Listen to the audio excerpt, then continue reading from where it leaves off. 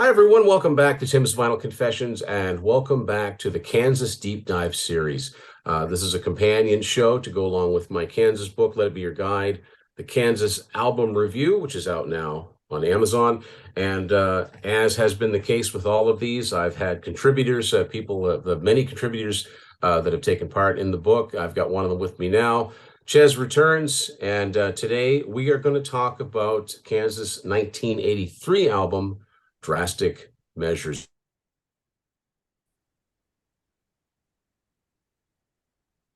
Can you hear me? Yeah, I can hear you. Oh, okay. Jess, thank you for coming back and doing another deep dive. We are into the second half of the John Elefant era. Yeah, thank you, Tim, for having me. Really excited to talk about this one. Love this one. Yeah. So, in pretty quick order, I mean, Vinyl Confessions came out in '82. They had a top 20 single. I'm thinking they must have done pretty well on tour. That the tour video that they did in Omaha, which I talk about on the previous episode, looks like a pretty big crowd. And then 1983, they're immediately 1 year later, they're back with a new album, Drastic Measures, which was I mean, I wasn't listening when it first came out, but it led off with Fight Fire with Fire, which this just has, yeah, it's just the album cover art. We'll get to the album cover art in a bit, but let's talk about Fight Fire with Fire. So this is John Elefant's second album with the band. He and Dino, his brother, are much more involved with the songs on this album than on the previous album. And Fight Fire with Fire is a fantastic song that you could play for someone and ask them who it is, and they would probably tell you just about every band besides Kansas. So do you remember the song when it was out? Yeah. So this is like when I was probably my second year of actively listening to rock radio. Back, I guess this is 83 when this was released. And starting to buy my own cassettes and records, that type of thing. So again, hearing this on the radio, and it's a chugging harder edge riff, and again, you could play this. What a great point. You could play this for someone who knew nothing about Kansas, or who maybe knew who Kansas were and knew those songs that were played on the radio, and they would name every other band out there. It's just like, I don't want to say it's like, it's not metal, but it's definitely a little bit edgier riff that they've ever had before. It really sticked out. I loved it from the start. What a great song! What a great melody! And yeah, fantastic. What an album opener! It's just like, we are into this. We are into this new era, and we're here to stay. Love this one. Yeah. It really announces itself. The first time I heard it, because I got into the band in '92, the first time I heard it was on the Best of Kansas. And so I bought that CD. It was one of the among the very few first things I bought from them. So it starts off with Carry On Wayward Son. Of course, I knew that. Point of No Return, I'd never heard it before at that point, but that's very traditional Kansas sounding. And then Fight Fire with Fire comes on, and I got even more excited that I was diving into this band's catalog back then, because I had no idea they had songs like this. I had no idea that they had this side to them, and I was so excited because I like them even more now, because this is right in line with the '80s stuff that I'd grown up on. Yeah, because to me, the '70s stuff is newer to me than the '80s stuff, because I remember that stuff when a lot of that stuff when it was new, but I didn't know Kansas had that AOR side to them. It's a great song, great vocal from John Elefant. And sonically, it's so different too, right? It's got the treated drums. I'm not sure if they're electronic drums or if they're just filtered through whatever, there's drum fills and everything, so it doesn't sound like machines to me, um but just a totally different sonic sound. And it's a great song. To me, it's effortlessly catchy. You get the chorus in your head as soon as you hear it. I can't believe the song only got to 58 on the Billboard chart. Like, it got to number 3 on the mainstream rock chart, but 58 on the chart. I have to think the record company at this point, this was the final album that they would do for CBS. I probably just no promotion whatsoever, even though it appears that they spent some money on the video, but the video is another story altogether. Yeah, Um, yeah, you remember seeing the video back in the day? Because I probably didn't see it till the mid 2000s. I did. Again, I was obsessed with the music video shows back then. Could get enough of them. I write down every time these shows would come on. And again, like definitely up the budget for the videos. Lots of fire Yeah, in the lots of fire, which kind of makes sense.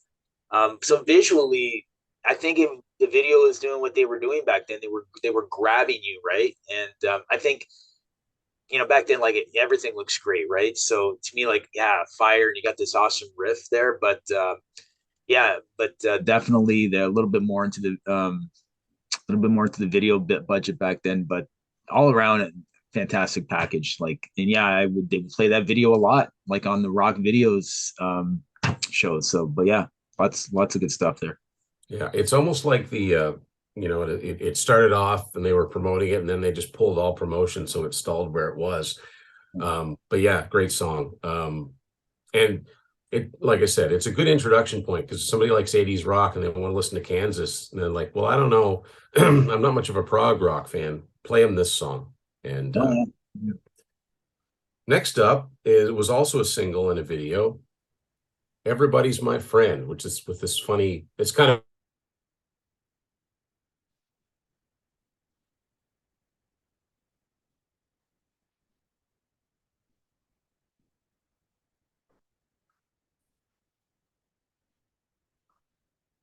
great melodic rock song, a little bit more I don't want to say poppy, but it's not quite as aggressive as Fight Fire with Fire, but it's fantastic. Great vocal from John on it, and yeah, this one didn't really chart or anything. But what were your thoughts on Everybody's My Friend? I always had a soft spot for this song. It's got that intro where it's got, he's kind of singing out "Hello, Hello" right at the beginning. So definitely a little bit of a different pace from "Fight Fire with Fire," but so catchy and so melodic. Again, had a video, right? What was a single. I just thought was a great hook to this song, and I like in your book you asked him about the lyrics there because it's about like the pressures of being and stardom, right? That type of thing. Yeah, And so great in the book how John himself says it. Those are very true, poignant lyrics. What was what they were feeling or he was I feeling said, back. yeah, I can't remember exactly how I put it, but it was a short answer, but it answered my question in full. I said, yeah, I said, how literal were these lyrics? And John just said extremely. People calling him in the middle of the night and say, hey, have you met Mick Jagger? Have you met the Beatles? Like, what's it like to be a rock star? Um, and I boy, he love, does sing it great. When I think of that line, especially the last time it comes around, what's it like to be a rock star? I love the way he sings it. yeah, I love this song. Just that hook. They don't. They all want to know that whole part of the chorus there. And yeah, they again had a video. Had again for some reason had a wrestling theme to the video. So Yep. but then back then we weren't noticing. We were just, hey, this was great, and I think the guys are in the video here and there, that type of thing, but That's another thing about Fight Fire with Fire. They're all the guys are in the video, but there's no lip syncing. It's no, just but I love this song and never get tired of it. So great 1-2 punch on this album. Yeah, to start it yeah. off. Like I talked about on our Vinyl Confessions, this was an album that this was the when I was first getting into Kansas, this was the last album that I needed for my collection. It was the hardest to find because it was this one was actually deleted from the catalog. The first thing I found was a cassette.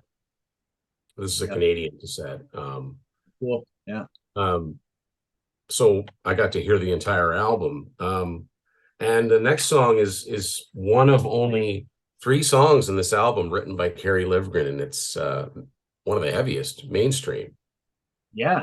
Another chunky riff, fast pace, good rocker. I love the intro on this one, and yeah, it's just like they're pedal to the metal, right? They're again right for what's kind of going on at the time, right there. The song fits right in. I love the riff on this song. Great Yeah. one. Yeah. It's a real, it's a real interesting lyric. And in the book, Stephen Reed says that it's sounds like it's Kerry Livgren. He's rallying against the very album this song sits on. Like he's just had it with the music industry, and this would be his last album with Kansas. He certainly wasn't done with music, but he was done with secular music or whatever. But it's really brave, and I don't think that the record label would have caught on. But the lyrics to this album are so cynical about, don't let them catch you getting strange, 13,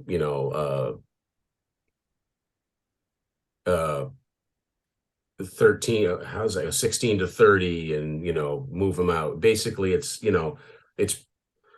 how the record labels started to view the music as product and not art.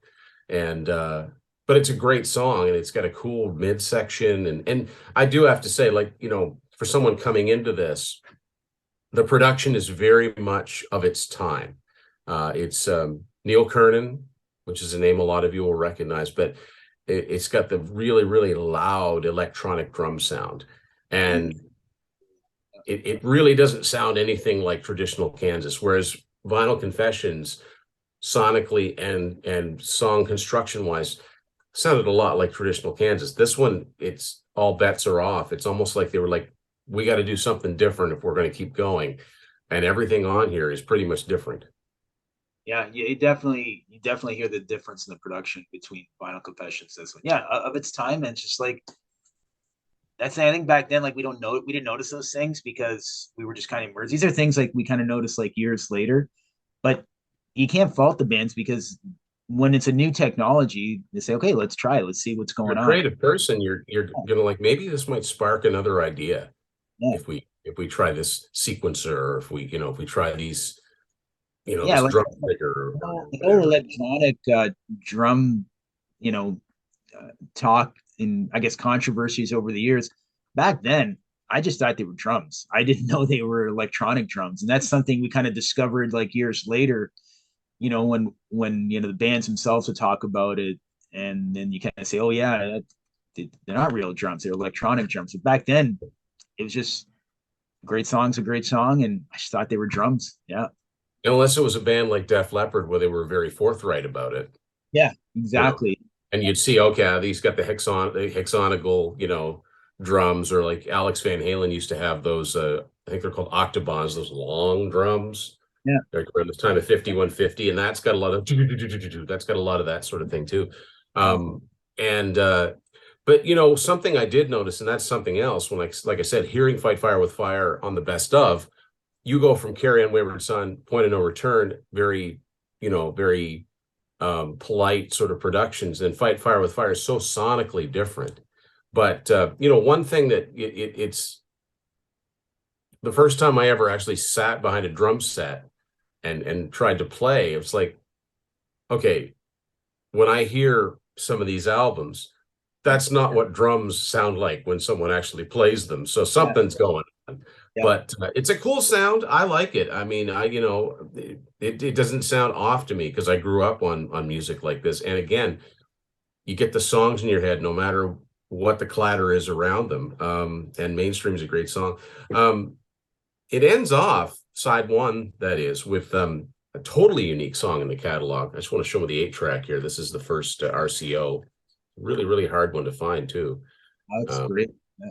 US Columbia has one. By the way, this is the first album. They weren't on Kirshner anymore. They were on CBS, CBS Oh, Associated, yeah, yeah. which is kind of interesting. Even the just hang on a second. Because the Kirshner had such a distinct logo, so that by the time this came out, well, I guess this one is sort of you can see it on the top of this record, CBS Associated Records.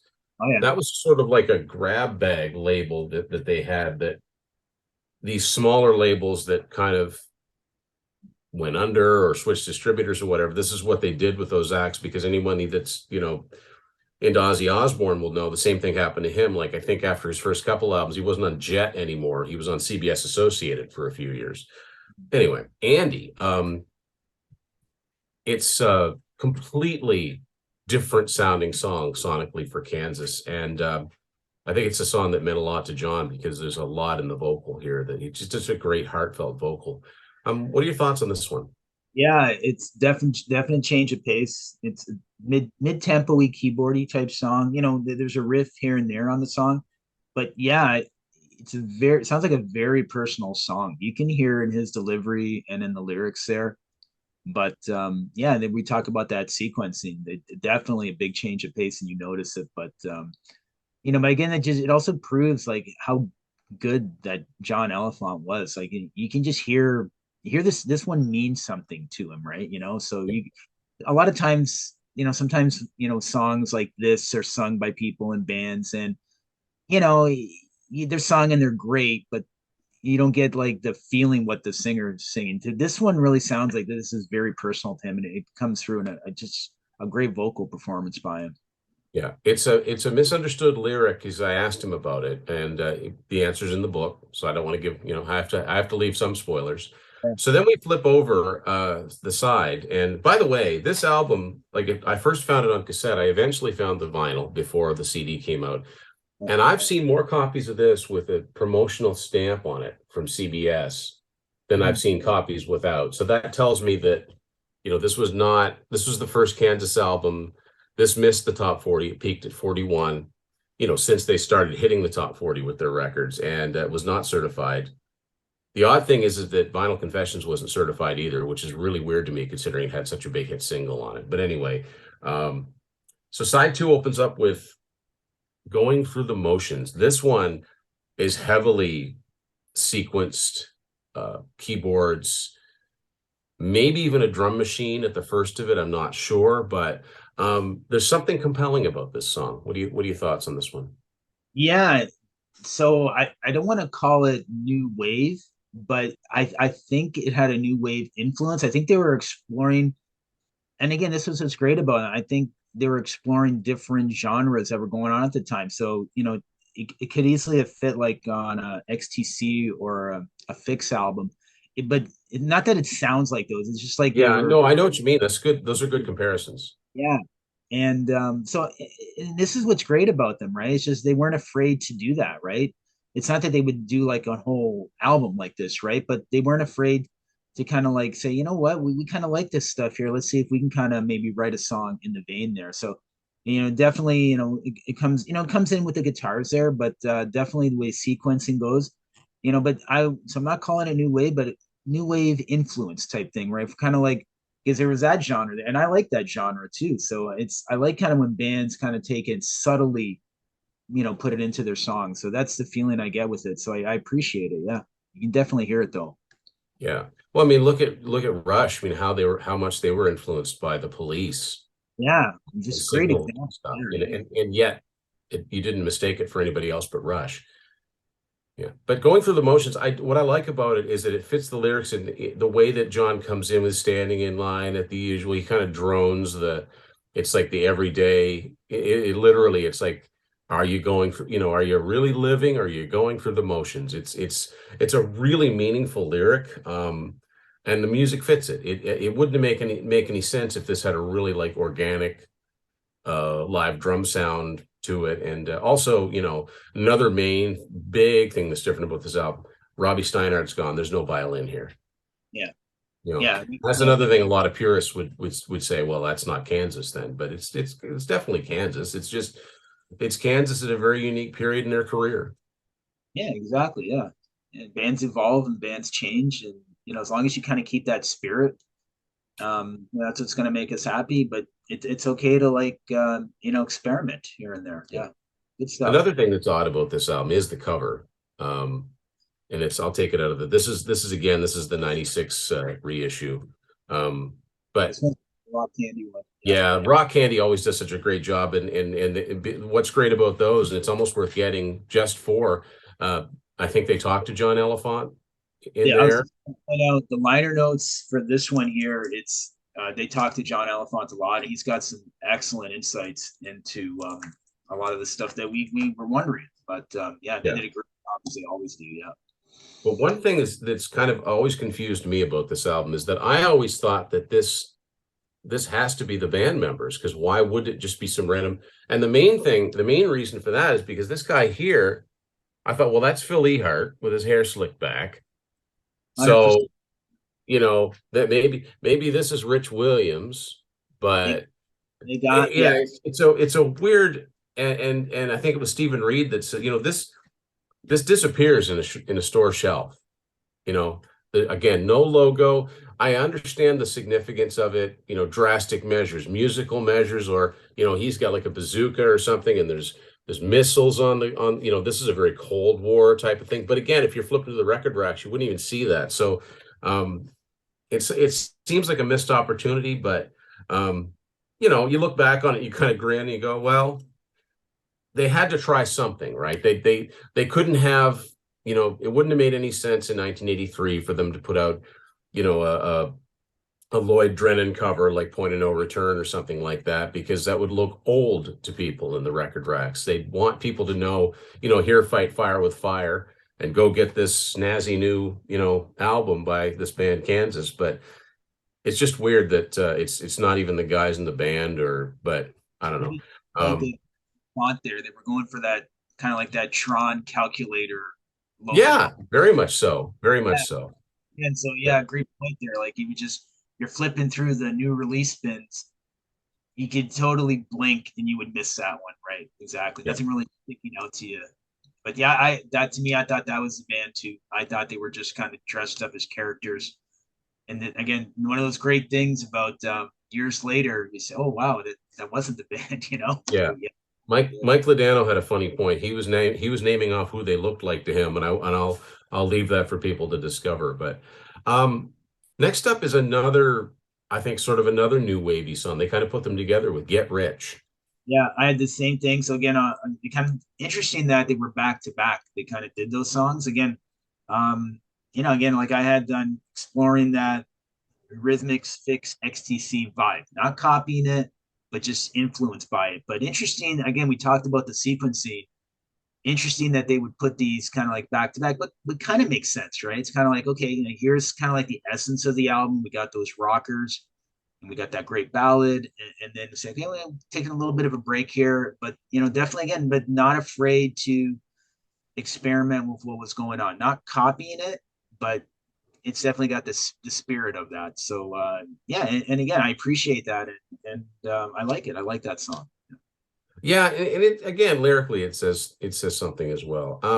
Probably my second favorite song after Fight Fire with Fire, though, is Don't Take Your Love Away. To me, this is probably the most traditional sounding Kansas song. This wouldn't have sounded out of place on, say, Audio Visions to me.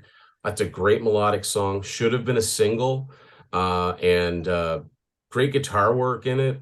I really like this one. Yeah, I'm surprised that wasn't a single. Like mid-tempo, this pace ballad picks up again. Another great vocal, another great hook. I could totally have seen that. Hearing this on the radio back in the day, Yeah, and yeah, it's kind of like, okay, we had those kind of like a little bit of experimentations, and then they're kind of like, okay, we're gonna finish it off, kind of like more of like what the vibe of this album is. So yeah, a great song. Yeah, should have been a hit. yeah. And the last two songs are the second and third Kerry Livgren songs on here, with End of the Age and Incident on a Bridge. And John Elephant has been quoted as saying he would have perfectly been fine with all Kerry Livgren songs. He didn't have any intention of coming into the band and basically taking over the songwriting, but Kerry was having a dry spell, and he and Dino came through. They really, they're probably responsible for this album existing, because you can't make an album out of free songs. So I think these last two songs, I kind of lump them together, because lyrically they kind of, to me, they're kind of similar, but they're fine. It's just that with the production, they sound so different. You don't really think of them as Kerry Livgren songs, and yet they are. Whereas something like Windows on Vinyl Confessions, you go, well, yeah, that's a classic Kerry Livgren song. But what are your thoughts on the closing tracks on here? Yeah, I love the songs. End of the Age is my second favorite song on the album, after Fight Fire with Fire.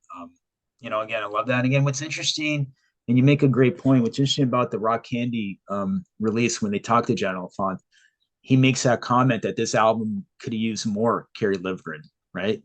And it's just like what you were saying, like he kind of was going through that dry spell. He was starting that new band. What was that band? AD. He was going to, AD, yeah. yeah, he was going to start. It's kind of like that's kind of like where he was going towards. But yeah, they're Kerry songs. But I love End of the Age. And again, going back to that compilation, these two songs were included on the North American version. So Jeff, also included those. I thought they were great choices along with Fight Yeah. Fire with Yeah, Fire. great choices because yeah, you've got to put Fight Fire with Fire on, but you put a couple Kerry Livgren songs on.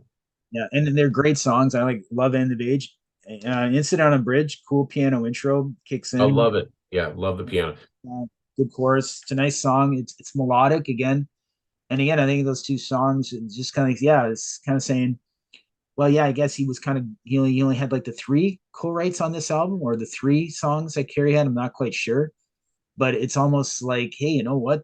We're all great, and if there was like just like John says in the liner notes, there just a little bit more, probably would have been even better. But that aside, like the album is fantastic. I love it. So Oh yeah, yeah, it's a good album. It's just very much, if somebody was like a traditionalist sort of prog fan and wanted to get into Kansas, I definitely wouldn't start them off with this album. Yet, on the yeah, other hand, if somebody's grew up on 80s music, 80s rock, and were kind of interested in Kansas, I'd either start them off with this album or the one that came after it. I'd say, give those a listen. yeah, exactly. And it's that whole thing that we've talked about before. It's just like they just need that starting point. Even like me for new bands I don't know much about. I love when people give me that starting point and they say, okay, you like this type of music, you would like this by the band, but then you're into it and say, okay, I want to know more about this band. You're inevitably gonna go back to the 70s and you're gonna say, it was like Yes, right? 902, 90125 was I knew who Yes was. I knew those songs on the radio, but that was my favorite Yes because that was the one of the time I loved it. Of course, I went back to the 70s Yes and discovered and loved that too. So to me, that's what this album, I agree 100% what would do to like someone who doesn't know that much about Kansas, but maybe likes more of the hard rock or the 80s rock type thing. And because it's just enough of that on here, and it'll make you explore back for sure. Fantastic, love that. Kind of makes you wonder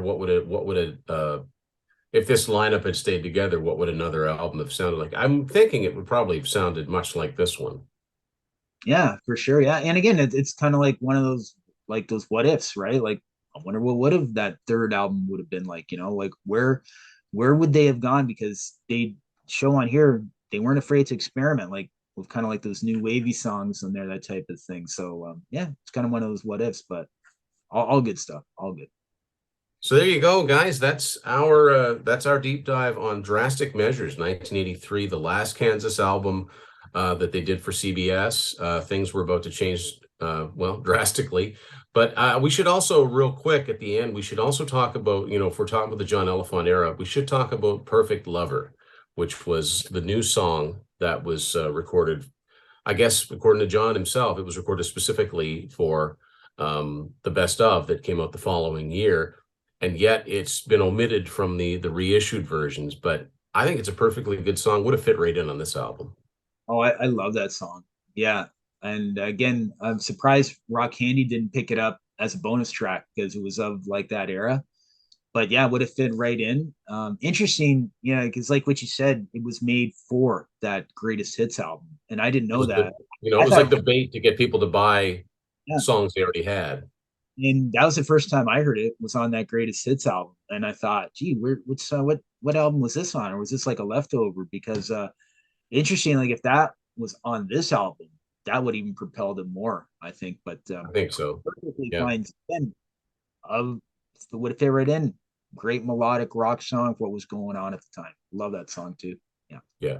I think for some bands, I mean, bands have peaks and valleys, and for Kansas, it just wasn't time anymore. They had to, you Yeah. know, uh, they had to go away for a couple of years, and I think they came back better than ever. But there's no, this whole era kind of holds a special place because John Elefant did just about the impossible. Not only did he step into a band with a great set of pipes, but he had the writing chops too. You also had, they weren't just replacing Steve Walsh, the vocalist, they were replacing Steve Walsh, the songwriter.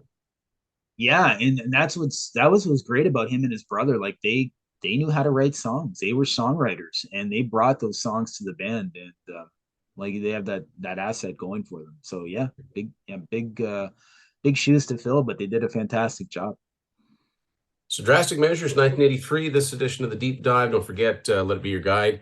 Kansas album review on Amazon. And Chez, thank you once again for helping me out with this deep dive. Thank you, Tim, for having me. This was awesome. Thank you again. All right, we'll see y'all later on Tim's Final Confessions. Until then, go listen to some Kansas.